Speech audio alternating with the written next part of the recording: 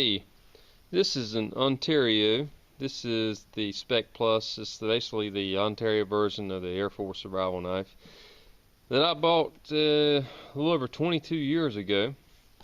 Handle needs to be replaced, and as you can see, I've never really used the knife. It's not been abused by any means. I did throw it some. You can see there at the tip a little bit where I threw it. It actually loosened up the handle, so that's where I want to say it's probably crazy glue that I put on the handle. But anyway, the knife cuts worth crap. You can look at the edge there. It's got a very short, basically a hollow saber grind, a pretty large secondary bevel, and it's got a most people call a blood groove, but a little groove here to kind of basically all it does is really kind of take some weight off the knife. Knife's heavy, chunky. It's got a really crappy sawback on there, which is really good for nothing. That even for if you were going to use this knife for batoning, that basically would quickly help ruin the piece of wood you're using as your baton. So I thought that I would play with it a little bit today.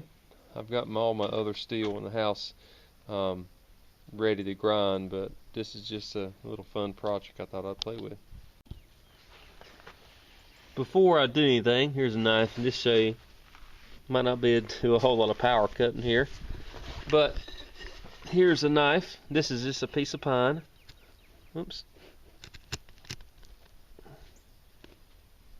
And you can see the cut I did in pine. Alright, 15 minutes, including the time it took me to sharpen it on stones. Here is the knife, and you can see I took the grind up to where they've got the basically the blood groove. We're just going to call it blood groove for today. It's a flat grind now, so the real short hollow is gone. Took the blade down pretty thin. Also, you can see that the so-called sawback is gone, and I have rounded that off. Nice and smooth, comfortable to my hands. But if you needed to use this to strike a fire steel, you still got the swedge. And actually, this wedge here, I had sharpened it a long time ago, so it's still kind of got, it's still a fairly sharp swedge, but that could be taken off. Also, I took the top guard down, and I shortened up the bottom guard. Not pretty, but that wasn't the point, just making it a little more functional. Now I can choke up, get my thumb up here on the spine. Before you couldn't do that. Knife itself. Alright. Now this is only notebook paper,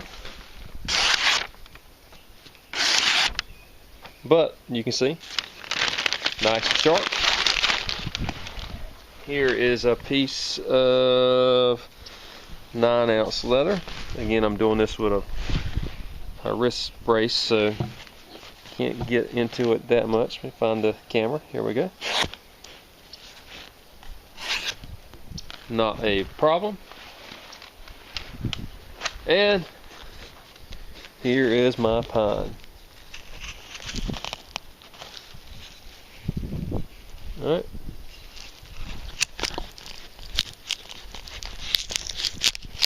Ow, crap, that hurt. So, took me about 15 minutes to do the regrind and the sharpening. I reground this with a 36 grit, then 100 grit, then I went to medium and a fine Scotch-Brite belt. That's all I needed to do. It's been sharpened up to 12,000 grit DMT, which is the green. Turned this into actually a very usable little knife now. Something that I'll probably take this knife and throw in the back of my car or truck, and if I ever need a backup little emergency knife, I've got it. So 15 minutes of work. I took a knife that really wasn't very functional in my opinion. Got rid of the real short, hollow. Got a 2/3 flat on here now. Really thinned it out, and I actually have a pretty nice little knife. Thanks.